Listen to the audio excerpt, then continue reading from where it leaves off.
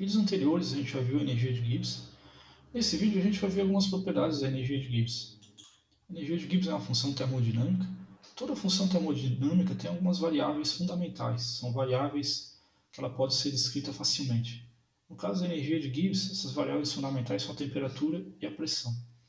Então a energia de Gibbs é uma função da temperatura e da pressão. Se eu variar a temperatura, eu vario a energia de Gibbs. Se eu variar a pressão, eu vario a energia de Gibbs. Mas como se dá essa variação? Né? Será que a energia de Gibbs aumenta quando aumenta a temperatura? Será que aumenta quando aumenta a pressão?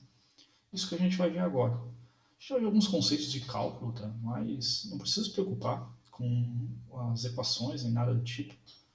O importante é se ater às consequências dessas equações. Tá? Então, como é que a gente descobre como a energia de Gibbs varia com a temperatura e com a pressão? A gente tem que avaliar duas equações fundamentais. Uma é a equação fundamental da termodinâmica. Essa é uma delas, na verdade são quatro. Uma para a energia interna, uma para a energia de Helmholtz e uma para a entropia. Essa aqui é para a energia de Gibbs. A variação infinitesimal da energia de Gibbs, que é dG, é igual a menos S dt mais VdP. Está relacionando a variação infinitesimal da energia de Gibbs com a variação infinitesimal na temperatura e uma variação infinitesimal na pressão. Essa é uma equação que é derivada da termodinâmica, tá? Tem uma tradução na bibliografia. E aqui embaixo tem uma relação matemática para uma função de várias variáveis. Como o G, né, a energia de Gibbs, varia com a temperatura e com a pressão, a gente tem essa expressão aqui matemática, que eu não sei se vocês viram no cálculo de vocês, para uma função de várias variáveis, mas como uma função depende de mais de uma variável, a gente escreve a variação nessa função variando uma das variáveis, mas variando a outra variável. No caso, uma função de duas variáveis. Né? Então a gente avalia o efeito de uma variável o efeito da variação da função variando uma das variáveis independentemente, depois variando a outra variável. Né?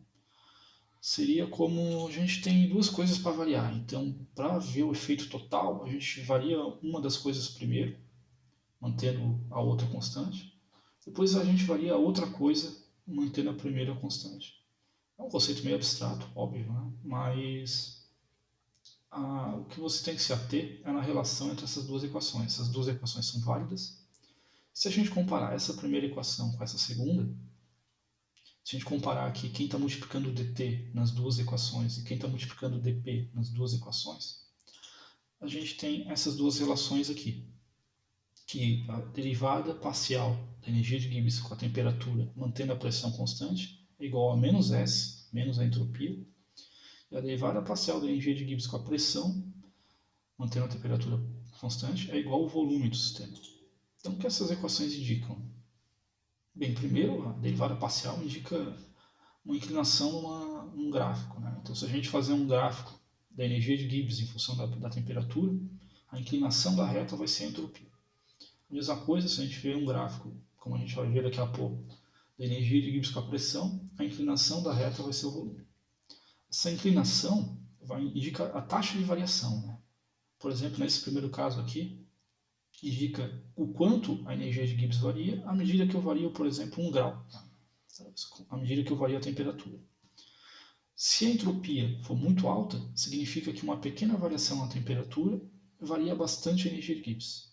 Se a entropia for baixa, indica que uma pequena variação na temperatura causa praticamente nenhuma variação na energia de Gibbs.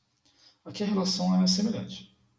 Se o volume do sistema for alto, indica que uma pequena variação na pressão indica um grande aumento na energia de Gibbs.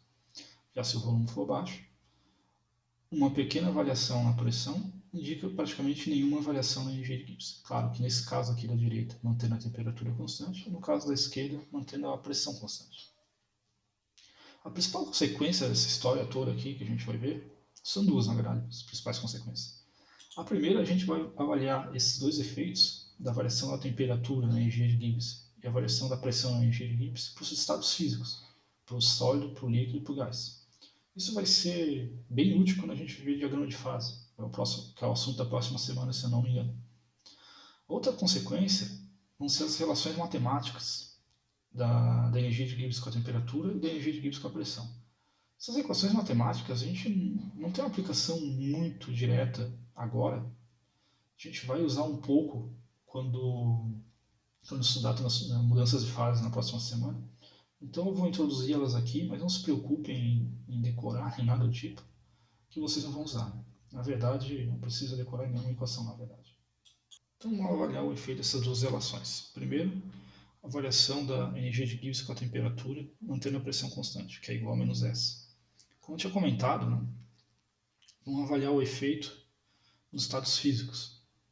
Então, se a gente fazer um gráfico de G em função da temperatura, imaginem que as retas são retas mesmo, tá? E vão avaliar os três estados físicos. Então, a gente tem as seguintes situações. Para o sólido, é praticamente reto, com uma inclinação bem baixinha. Aqui é S na entropia, tá? Que é para o estado sólido. Porque a entropia do sólido para uma mesma substância é bem baixinha em relação ao líquido, por exemplo. No caso do líquido, a entropia é maior que o sólido, então a inclinação dessa reta de G em função de T é um pouco maior. E o caso do gás, estado gasoso, a entropia é bem alta em relação ao sólido e líquido para uma dada substância. E a inclinação dessa reta é muito grande. Ops, problemas técnicos.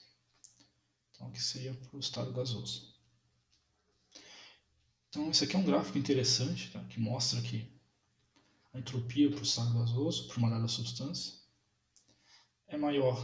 Eu vou ter que manter o esquema de cores, vai ficar um carnaval, mas tudo bem. Que a entropia para uma substância no estado líquido, que é maior que a entropia para a substância no estado sólido. Na verdade, para o gás, a entropia é muito maior. Né? Então, normalmente a gente usa dois sinais maior aqui para indicar que é muito maior. Então a gente tem essa situação aqui. Isso aqui é algo importante para vocês saberem que a gente vai aplicar na semana que vem, tá? Então agora a gente vai ver a outra relação, a variação com a pressão. Então vamos fazer gráfico semelhante para a segunda relação, de novo avaliando os efeitos estados físicos, né? Nos estados físicos, dessa vez a gente vai avaliar o efeito da energia de Gibbs em função da pressão. Eu não lembro aqui as cores que eu usei.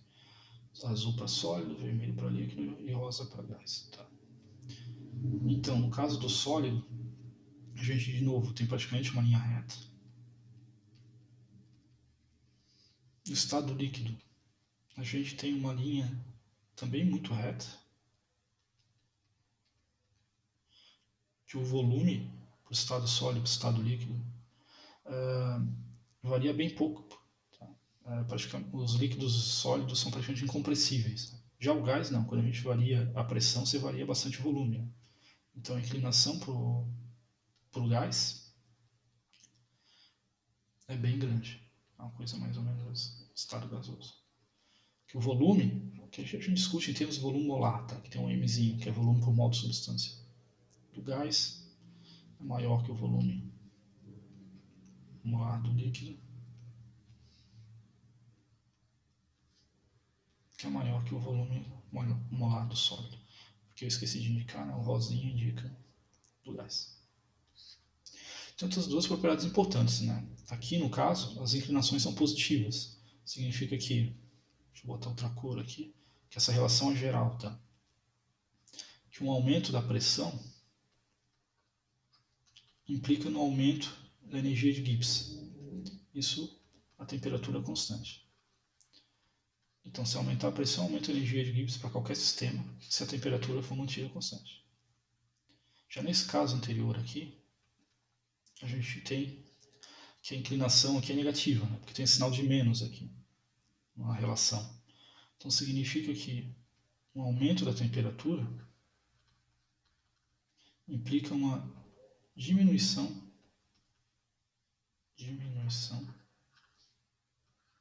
da energia de Gibbs.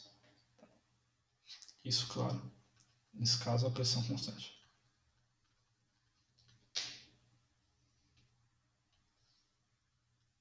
Então, essas são as relações qualitativas entre a temperatura e a pressão e a energia de Gibbs.